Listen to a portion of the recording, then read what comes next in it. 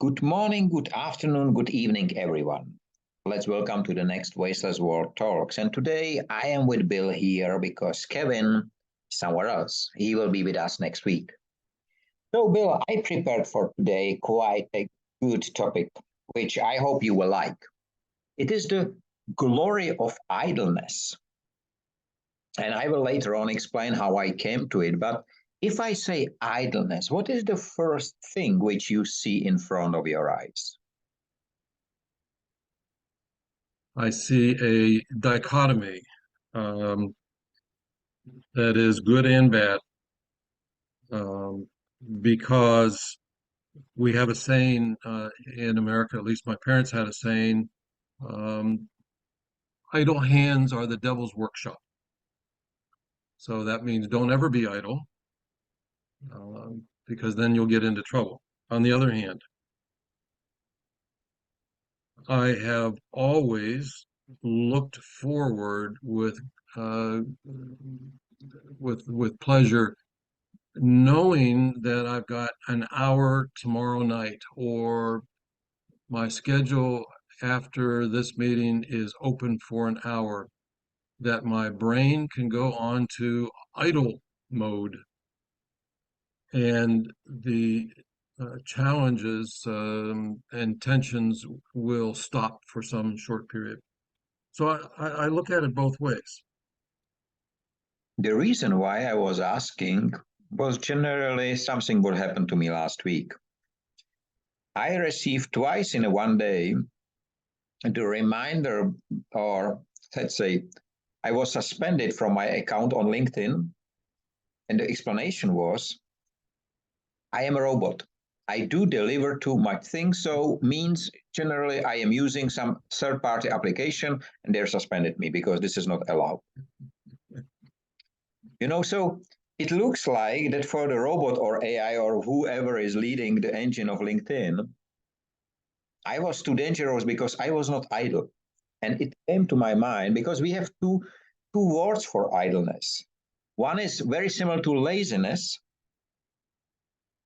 and second is generally doing nothing. So this is how it came to me and to my mind. And I said, okay, so I am doing more than a robot will do. So a robot will suspend me, human, from doing my work. And this is how it came. And the discussion we had today at the noontime was very interesting because I have Pat there from Australia, and I have there a great lady from Nepal. And it was very interesting discussion. So I'm looking forward to see what we will be discussing today. So on one hand, I would say we are never doing nothing. Even if, even if I'm not building widgets or talking to a customer, or even if I'm sitting there staring out into space, I'm not doing nothing. At the very basic level, I'm breathing, I'm still alive, which is a marvelous thing. I mean, it's marvelous to me, but it's also a marvelous miracle of cells and blood and stuff like that. Um, so doing nothing is a judgment. It's a judgment by somebody besides me.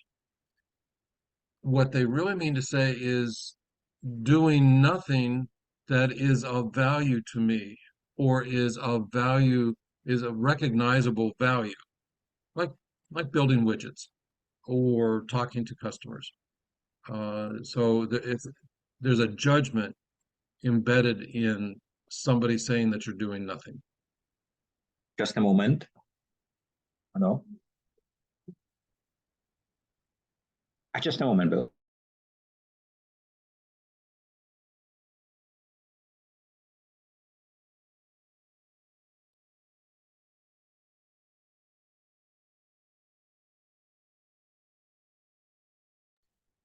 For that.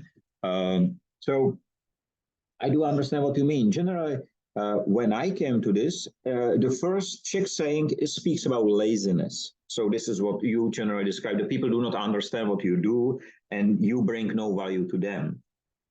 Do you think that this value for someone else, delivering value for someone else, is the reason why we do not teach idleness in a school or in an education system, and we try to generally avoid it? You mentioned your parents. We have similar saying in Czech. So do you think that this is because the others don't, because I don't think that the parents generally push the children to generate value for them. The reasoning there was different. The reasoning was you have to learn to work because you will need it. But I think that the education system and the other systems which we are in, I think they somehow try you not to have the idle time. You must do more pieces, you must achieve more calls, whatever. So the list is long, and there is all the time more. There is no, let's do it and don't do anything. So rather than use the word work, so you need to work on something, maybe we should use the word conform. The educational system wants us to conform in 100 different ways, but it is conforming to somebody else's view or to some societal view. Conforming means that there is an acceptable way and a non-acceptable way. And when I talk about conforming, I'm trying to carry out the thought on this side of my brain, and on this side of my brain, I'm thinking about my 3 grandchildren that live about a mile away. The number 2 child uh, is a 5-year-old boy. He does not conform to anything, not for a bad reason, not because he's a malcontent, not because he um, resents being told what to do, um, but because in his mind there is always a video playing out. So whether or not he's a ninja warrior, he can stand there with people talking all around and with things happening all around. And he's a ninja warrior because the video is telling him that today we are a ninja warrior. I've been on walks with him down at the beach, other places, and we're walking and we're talking. And in mid-sentence, he will start to run. And he's a fast runner. I have difficulty keeping up with him when he chooses to do this, but it's because he has a video going on in his mind. He is a non-conformer. He's his older brother says, why? We have to go for a walk now. Why? And so on. But the second one, he doesn't ask why, even though he's inquisitive and he's extremely intelligent. But he's driven. He marches to a different drummer. Do you have that phrase? He marches to a different drummer. And so, why not promote that independence, that independent way of thinking? Promote it. Don't try to squash it and make him conform. When you do that, he will always think he's not good enough. I'm not doing it right. I'm not good enough. I'm not whatever. But if you promote it, one day he may be an astronaut or discover the cure for cancer. If you just don't squash that independent way of thinking. So that's what conforming means to me. And when we take 30 children and put them in a schoolroom and teach them, we're teaching them the way we've been taught to teach. And we probably cannot respond to each child in the unique way that that child needs to be taught, right? What do you Hmm. think about that? I am coming back to our idea to have one day in school as a talk about nothing. Because Talk I about nothing. think that this idea, which you just described, will allow the teachers, so as the students, to learn what in each of them is. And this is not generally permitted. Just now, you are allowed to learn only in a brackets of some education system. You are in this one or you are in this one. If you are in this one, but you know this part, you are wrong. If the same if you do it a different way. So there is only all the time only one way, which in life there is never a one way. You can all the time choose. And I think that something like the day of conformity. I don't know how it will be named, but I think that will be a great thing. The plan for the day will be white piece of paper for all.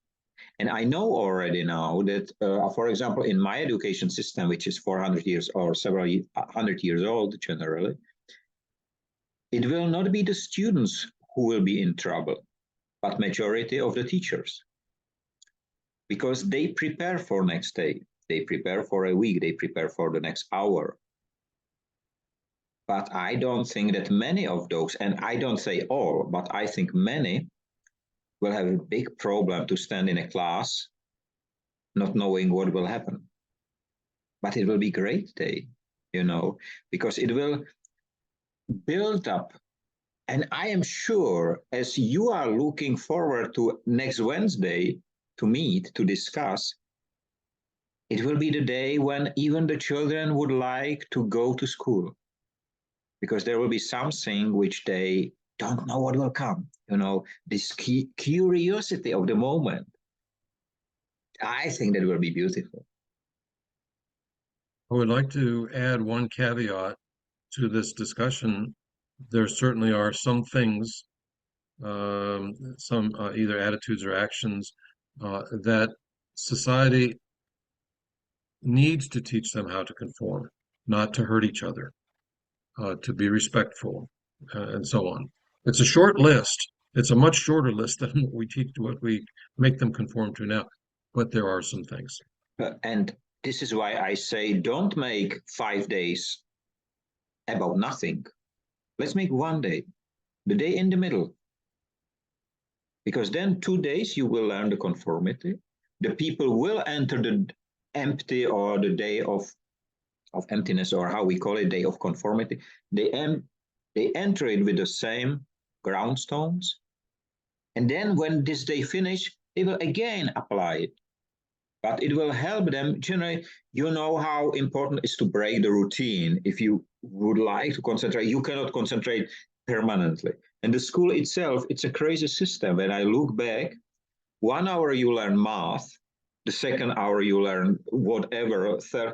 So every time you have to switch and learn something different. And in some cases, it's a very opposite thing. So you cannot speak the language of math in a literature hour, because they will kick you out. Even you will say exactly what you should say, only in a different language. So speaking about the language, I'm preparing all the time the Industry 5.0 newsletter, and it's the 50th. So 52 more, and it will be 1 year. It's unbelievable. But today I have learned that a company called IDC, it's quite a well-known company generally, they start to use new term. Instead of Industry 4.0, and they know about Industry 5.0, but do not want to use it. So they start to use today green 0.0, green.0. That's interesting.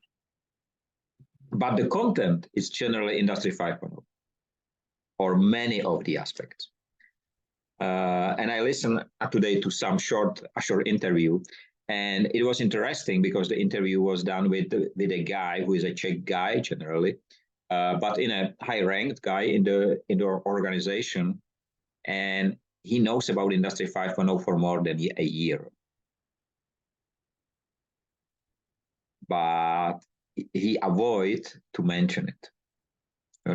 It was quite interesting, and I can send it up to you after, or you can read it in the newsletter. It doesn't matter. But it's really interesting. Green.0.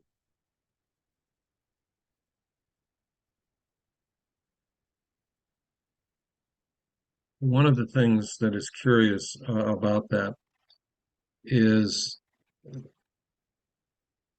in the language, many different organizations have coined a word, claimed a word, made up a word,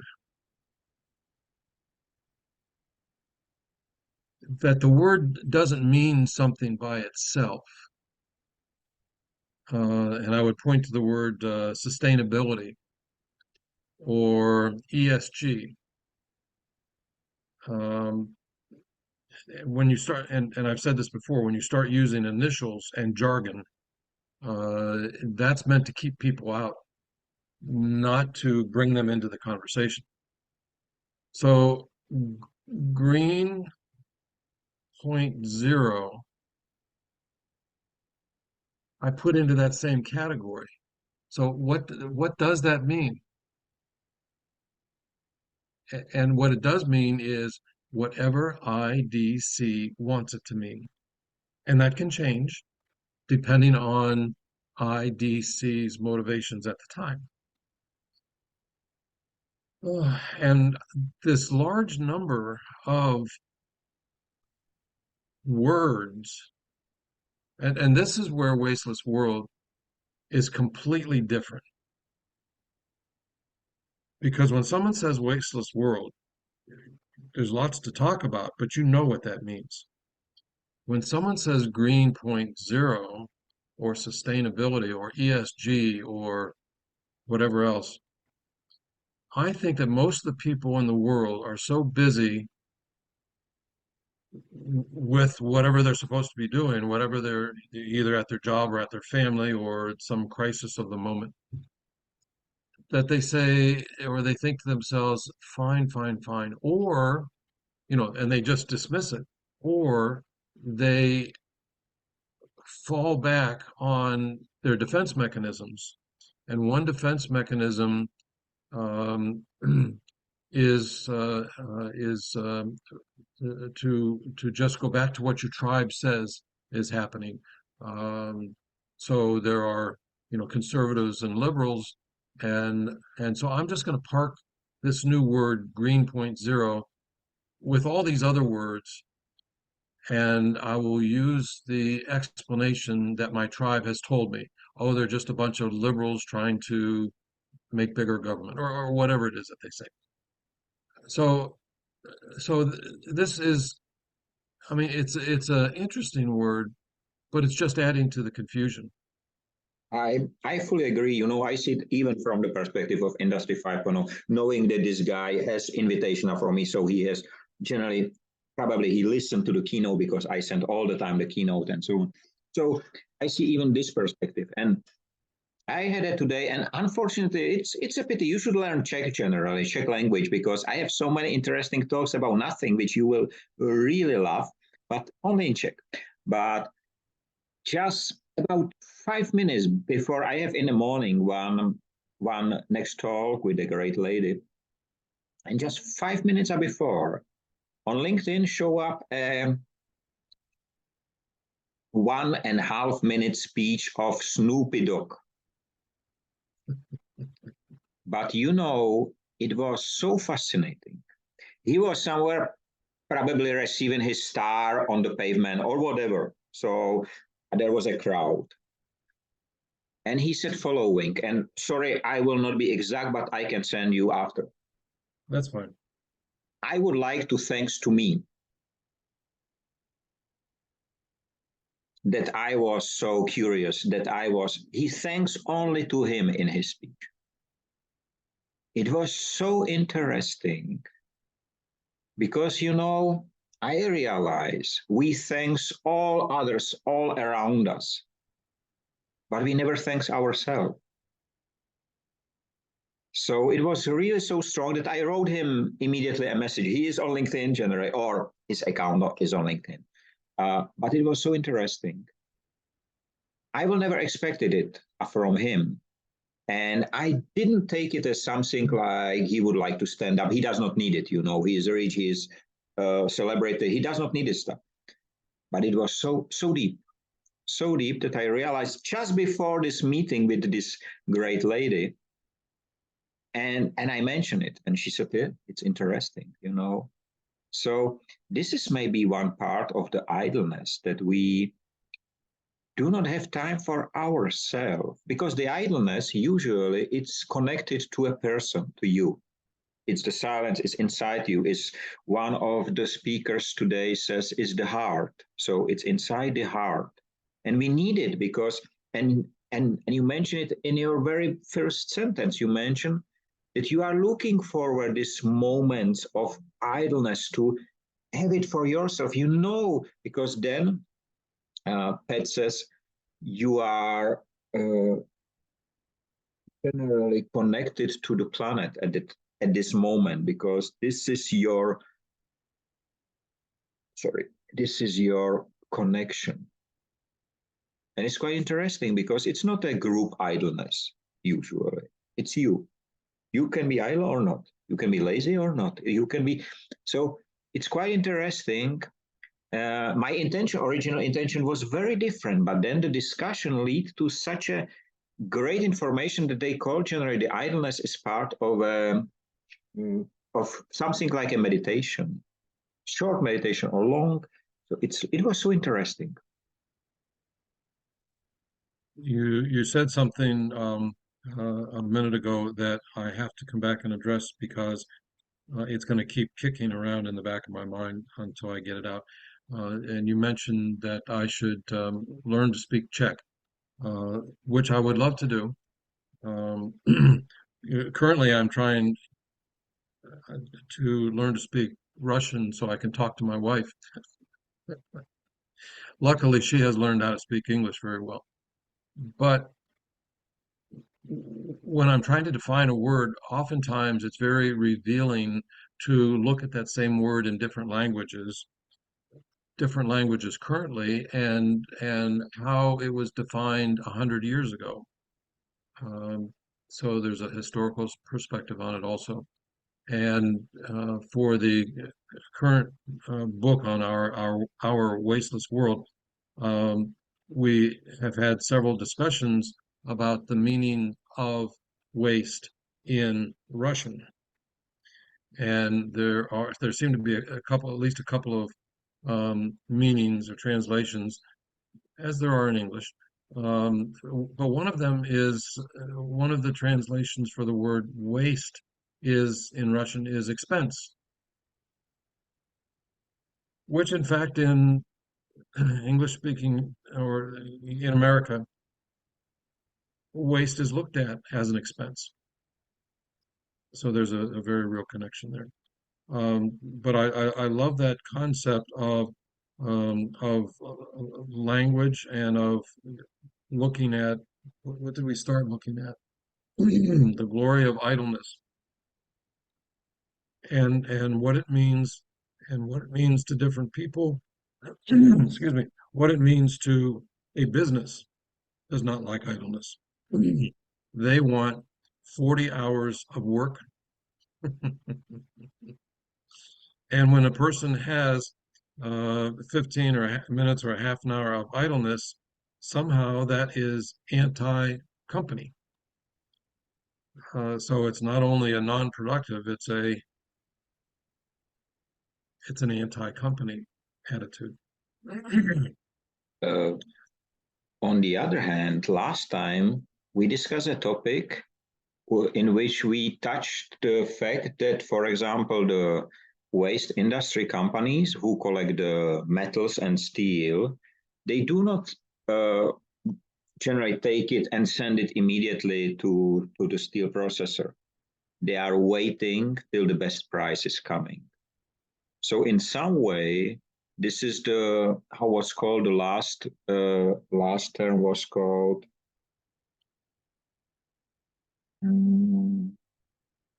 predict. No, it doesn't matter. Other people who would like to learn, they can watch our last discussion. But it was something like idleness, which was in a process integrated to Right. receive bigger profit. Assisted delay. Exactly, assisted delay. And I think that we are right now very close to it, that there are borders. And I think that at the last time we said that general assisted delay, it's hard to see in a positive way. Or there are some exceptions for sure, but there are very few.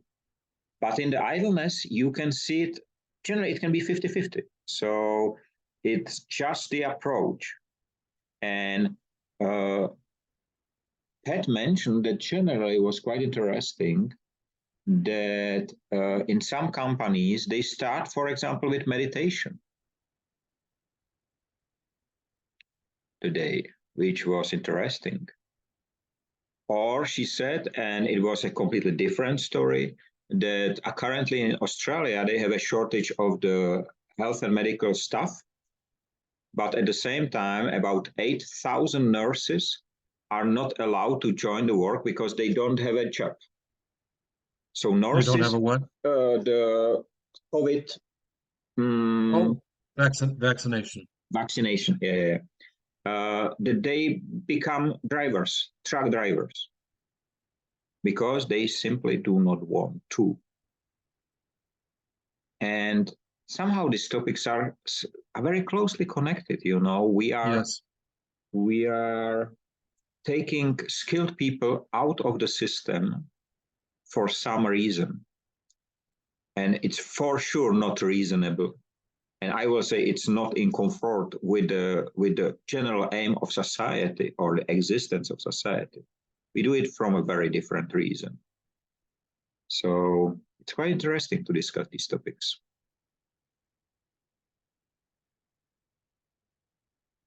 And goes back to the word conformance again. Mm-hmm. And it made me think of another example, and I'm trying to relate it to the topic, but I read recently. I was trying to see how many people have access to various uh, necessary parts of life. How many people have access to housing? How many people have access to healthcare? Have access to education? Have access to? And it's been so hot here. The thought occurred to me, I wonder how many people have access to electricity. And there is even a very small movement here of people unplugging from the grid. Stop getting your electricity from, and most of them, um, um, I, I was talking to a guy who's living in a van out in the desert, and they have their solar panels and and so on.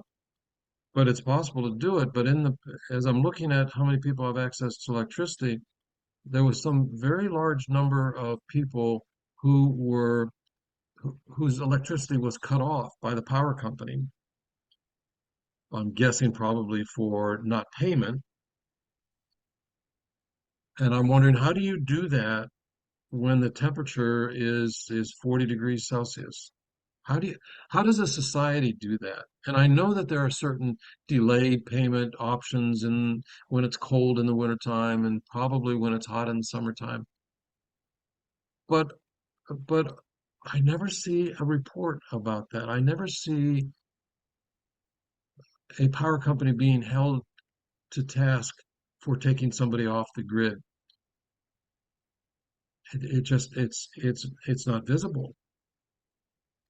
and you know that they do it. So all this comes with conformity. So we've been talking about conformity, how I conform, how my grandson conforms. But how about companies?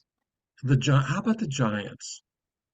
What causes, I mean, we're right now, we're in this huge thing over here in America about Trump, and I don't want to give him any more airtime. He doesn't deserve it. Um,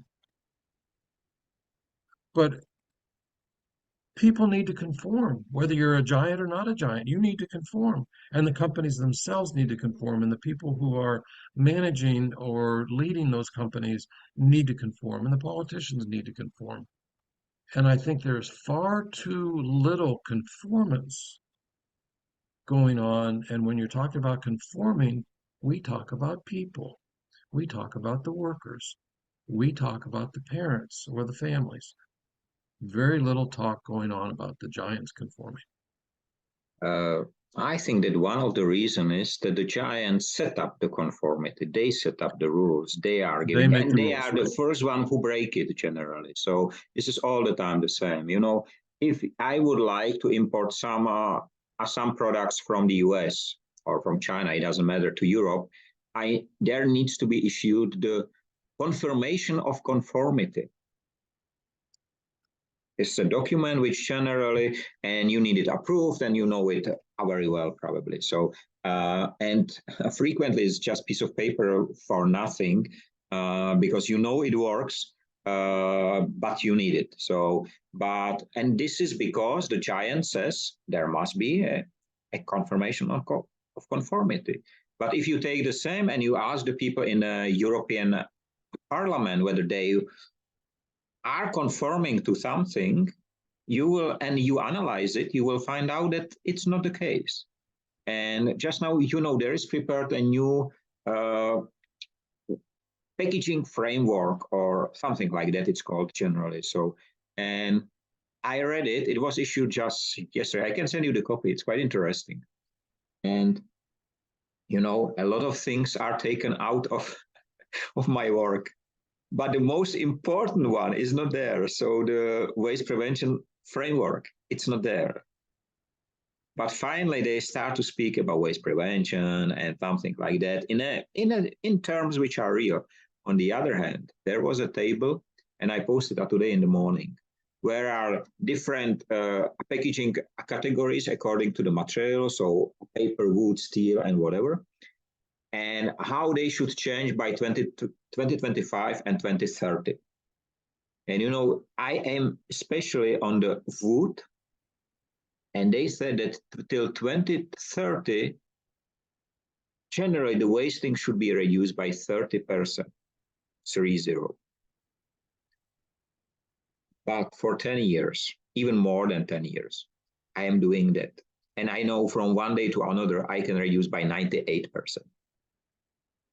So it's so obvious that the rules which should help are being set up so that they prolong the wrong behavior of the giants, because the giants pay the people who set up the rules.